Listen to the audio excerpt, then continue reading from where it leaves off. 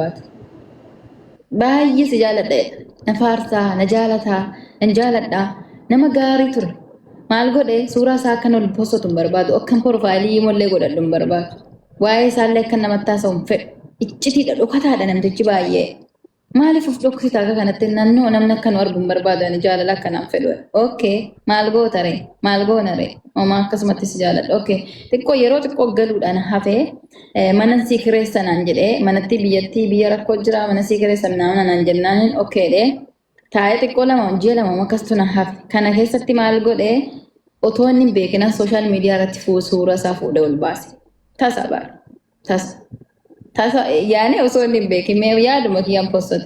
Koomantii achi jalatti dubartii meeqan argadhe dubartii torba. Wallaahi nagaan nan bulchina halkan kana.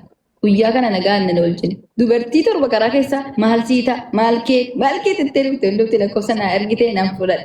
Gara waasaappiitti nas fide. Hunda isaaniin fide. Lakkoofsa isaanii naa kennanii maal kee tennaan jaalallee kooti. Maal kee tennaan jaalallee kooti. Maal kee tennaan jaalallee kooti. Atis hundumtu jaalallee. Torban isaanii keessaa nama sadi qofatu isa biran ga'e. Kaansaa nama isa wajjiniin biyya galeetoo kaan otoo warri hin beekin Itoophiyaatti galanii ji'a lama isa wajjiniin ta'anii biyya Arabaatti deebi'e. Otoo maatiin hin beekin dhoksaatti kaansaanii isa wajjiniin mana tokko keessa ta'aniitu dhokatanii maatiin osoo hin beekin Itoophiyaa galanii Itoophiyaa keessa isa wajjiniin turanii kan Arabaatti deebite. Nama sadi qofa isaan keessa namni ganaa gara fuulduraa galuudha deemu. Inni mala. Kanaayyuu barsiisaa yuunivarsiitiitti namtichi. Baay'ee amala qaba akkaataa inni nama gorsu nama booji'a isinitti hima. Gorsa isaatirraa booji'amta. Baay'ee tokko shamara hedduun jaaladha shamara hedduun gorsa jedha beektaa yeroo baay'ee kanatti. Maal godhe akkasitti hundi keenya ittiin dawwale. Ansi malee hin qabu dhugumaa ansi dhumayyuu dubartii bira tuqee hin beeku dubartii argee hin beeku gonguma ani bakka akka biraatti taasa'a. Kaza suuraa hundumtuu suuraa wajjiniin kaan qaban kaasaan uffata bijaama uffatanii kan wajjin kaan waggaa iddoo bashannanaa manaamina kaan uteelatti kaan akkasitti suuraa garaagaraa qaban jarri hundi anaa fi nama sadeen tana qofa bichaatu hin qabaate suuraa isa wajjiniin okay hundi isaanii warra isaan qaama wal argan jechuudha.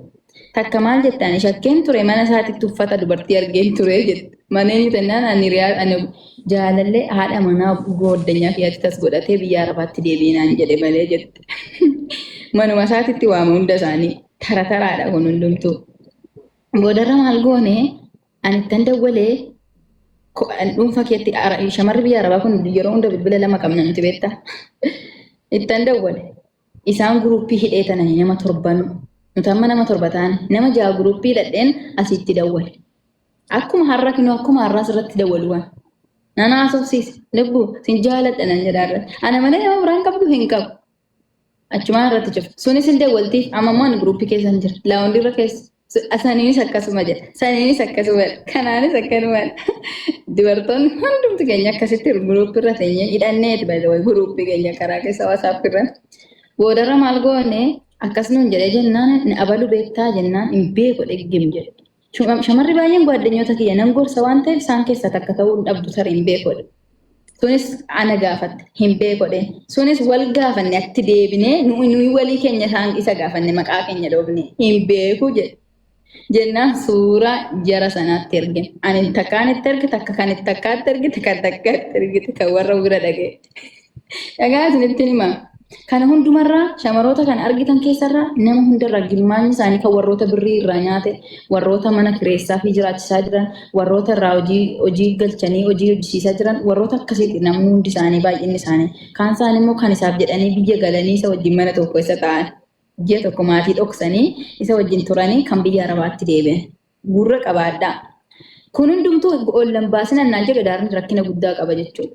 Sigalee Kaza maal goone macarrashaa irratti hundumti keenya dhugaa jirtu barree guruppii nu seenan dide. Guruppii seenuu didnaanan sagalee isaanii ol fuudhee itti dubbadhaa jedheen akkasitti dhageessee isaanis akkasitti dhageessanii macarrashaa nu bidookee mataan isa naanna'ee nu bidookee nama raachitanii maraadhaa jedhee raawwatee nu abaaree muxuxxi nu godhee nu bidookee nu biraatti macarrashaa irratti jechuudha. Macaan suni Dhiyooti nama meeqa tabbalaa ishee dhugaan sin jedha amma maatitti namni lama miidiyaa kanarra jiran amma maatitti biyyuma Arabaa jiranii jaalalatti siquu baay'ee sodaatti jarrisu. Baay'uma tokko baay'eeyooti jireenya isaaniitti taphatee biraa deeme jechuudha. Anis amma xiqqoon na baase baay'ee galee na wale jene galee silazii Shamarra kanaaf dhiirra kanaaf baay'eetu jira. Amma namni kaan fatanaa silkii haa haafu. Fatanaa silkii haafu jaalallee kee suuraa isaa ol baasi ilaali. Daqiiquma takka dubartii isaa taatu dhiira. Zabana kana yoo ati torbaayyuu xiqqaadha suni bara 2023ti. Hambaranaa osoo argite xiqqaa tanaa miti naa amani. Suuraa kee ol namni si jaalatu namni dhugaa jaalallee baay'ee jala suuraa akka ol baastu hin barbaadu. Dhugaan siin jedha rabbi. Nama akkanaatu baay'eetu jira siinitti nime. Kanaaf fatanaan kun waan gaariidha. Dhugaan sinitti maate. Wallaan itti gudii argitaatu osoo argite dhiira bichaa miti beekoo shamarrillee akkasuma. Shamarrillee shantama jantu baay'eetu jira. Kanaaf yoo kanaan illee isinitti toluu baate suuraa isaa ol baasa. TikTok irratti ol baasa suuraa isaa. Nyaatu sana hin jedhu. Nama jaalallee kiyyattee abbaa manaa kiyyattee laaltu sana hunda ol baasisan booda koomentii alatti nama sii dhufu eegi. Dhugaan sini jedha. Kanaaf akkasitti salphannee mucaa tokkicha nama torba taanee janajjannin hun torbanuu waliin beeknu baay'ee akkanumatti janajjanaa turre. Dhageessanii. Silazii nama meeqatu akkanatti shawwadamaa jirtani waan ta'eef of baradhaa akka yaada kiyyaati. Kanaaf milkeessa dubbii kanatu jira fatanaan itti hafufu garuu lakkoofsa karaa siiniyoo karaa warri fattanuu barbaadan karaa keessa lakkoofsa sanatti barreessa koottaa lakkoofsicha asirratti barreessuu ni dhiisna karaa keessatiin fatanaan itti fufu. Let's go. Achi lakki suuraa kana kaasisin jedheeni. Innis immoo kaasi jedheeti itti barreesse ishiin kaasuu didde. Innaa waliin haasaaf jedhees keessi kuna shakka garuu isheen orgisee moo'aa sabaqa gaafa suuraa bosootaattu meeshiin of jalatti gooti. Kanaaf amma birrii 17,000 nyaatee badee moo si haasofsiisaa jira? Na haasofsiisaa jira isheen immoo nan jaaladheetti suura isaa keessa namatti ergitini. Nan jaaladhe hiriyaan ta'e akkamitti jaalallee kee jaalatti safuu keessa jirra ilalla maali joo safuu dagannee akkamitti hiriyaan ta'e jaalallee kee jaalatti? Osuma dhiirri iyyuu duniyaarra dhabamte. Agantuu akkanaa irraa of eegaa. Kana barate Isa dhabdee dhiira biraa dhabdee isa malee. hin taane gaa hiriyaashiititu bakka guddaa gaatteeti. Hin jaalattu shamarree amma fedhe yoo caalte hin jaalattu baay'isa wayi. Hin caaltu amma fedhe yoo si jaalatte akkati ishee caalte argamtu hin barbaaddu shamarre. Kanuma dhugaa. Garuu si waliin haasa'aa jiraanii yaani rileeshiniin keessan adda hin cinne. Na waliin haasa'aa jira garuu ishiin gaafa suura ishee sodaattu. Ati ishii jireenyi kunoo si jaalata. Kana dur kan darbeera namni 70,000 xiqqoodha baay'isa wayi. Yaani namni jaalala keessatti kanan ta'e dheera akkatte gargaarteerta. Kan darbe kan kana ganaa dhufu amma inni si fuudhee manaan si gaatutti wanta akka saantibii cabtu akkatti hin baasne dhaamsa kiyya bareeddu. Ishi seena gaafa suura bosootattu yeroo mara meeshiin of jalatti gooti maaliif yoo jedhe ishii gaafadhe tiitookiin koo akka baaraalii naa ba'uuf naan jetti. Isaan baaraalii baafe. Akkas goota hiriyaa akkanaa gantuu. Inni koomentii waan kennuuf hin qabaa yeroo ishiin akkasii waa poosti gootu inni dhufee koomentii kennaafi yoo inni koomentii wayii kenneef. Ilaa bareedu hiriyaa akkanaa gantuu kana bilook ishii godhuuf jala tokko ishii isaan jedhini. Okay? Isa waliin goote malee baaraaliin hin ba'uuf mana baaraalii viidiyoo ishii. Wallaahi waanuma ajaa'ibaatu argaa irra gaa'e. Osoo amma fakkeenya jaalalleen kee namaa akkamitti gaafa ta'e itti qaanfattamoo beekteetti himta. Osoo qabdoo jaalallee keessan dhiistee dubartii biraa waamuu maaltu fide? Amma ati jaalallee ni qabda. Ishii jaalattu. Oo dhugumaan nama tokko bichaa jaalatte ishuma arraba irraa qabdu ishuma laphee kee irraa qabdu sana yaamta malee isii dubartii biraa fiduu waamuu maaltu fide as keessa? Maaliif waamta ree erga dhugaatti jaalallee kee takkitti san bichaa jaalatte? Dubartii biraa maaliif waamta gaaffii? Ammaan as keessatti waan baay'een argeeffanan. Namoonni akkas godhan tarii ati gaaffiin kee sirriidha. Ani wanticha gochuu hin danda'a gochuu baachuu hin danda'a. Fakkeenyaan siin jedhe bara ammoo otoo siiti otoo qabdu dubartii otoo qabdu akkamitti dubartii biraa irratti waamte yoo hin jaalattee hin jiraatiin ta'e oo dhugumaatti nama takkittii bichaa jaalattee jiraatte ta'e bakka kamittiyyuu ishuma sana waamta ishuma sana faarsita malee akkamitti dubartii biraatiin na bira jira. Dubartii biraan qabu abalu jedhamti biyya akkanaati dhaloonni ishii na waliin jiraatti jedhamee himama. Ishii kuni nama tokko bichaa jaalatee hin jiru jechuudha bara. Tanas tanatti haa fakkeessu yaa imma sanitti haa fakkeessu hin beekamu. Garuu itti fakkeessaa jira nama tokko keessa tokkotti. Jireenya sobaa keessa jirti namni takkittiin isaan keessa jechuudha. Dhiira akkanaa kanatu argamaa jira asirratti. Dhugaan nama jaalate taanaan bakka kamittuu ittiin qaanfatu. Abaluun qaba lubbuuti jedhabaaf jaalallee isaati. Abaluu jedhamtu jaalalleen kun. Bakka ishii takkitti sanan qaba. Ishii tokkichuma sana ni madda malee wanti nani godhani madda eessa fideeta ni madda. Nama hin beekne akkamitti waamame? Waamamu bara. Silazii nama warra sagal jana warra amma kaan maallaqa takka jaartii mana godhatee fuudhee mana godhatee dhaabbileessu.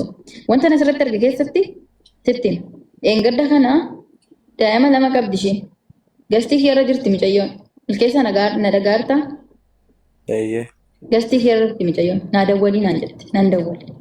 Inni biyya keessa jira. Jaalallee qabdaa jennaan nin qabaa. Jaalallee sun taan haadha manaan nin qabaa jedhe.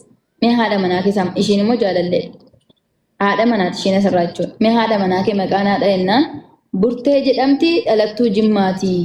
Eessa jiraatte jennaan walumaan jirra. Daa'ima tokko ni qabna erga wal fuune waggaa 3 daa'ima tokko ni qabna lammaffaan karaa jira garaadha qabdi jedhe.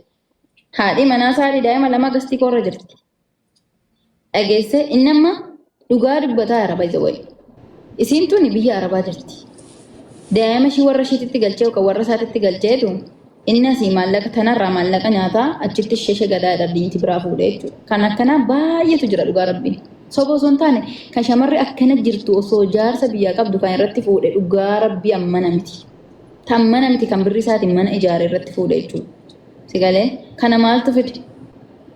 Kana maaltu fide? Ani amma jaalallee fi namni jaalallee nama namu baay'ee fiqiranyaan nama namu okkee.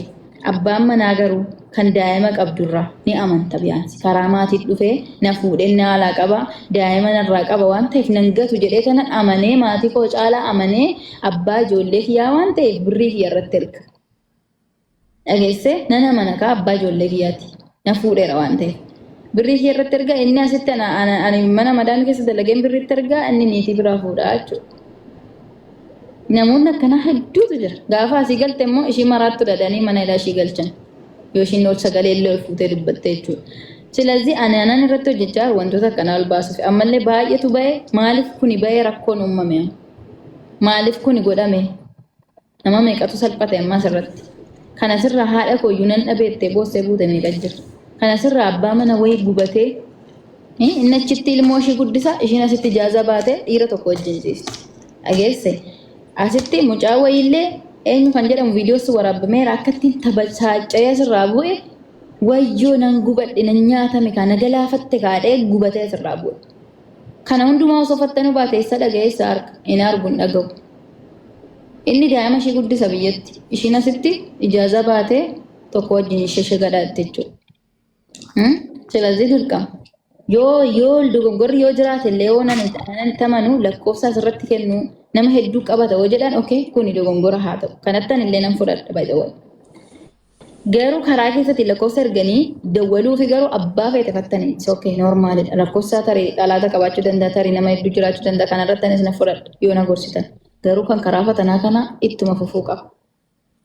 Waan hedduu gadi ba'e ammallee gadi ba'a ganaa. Waa hedduu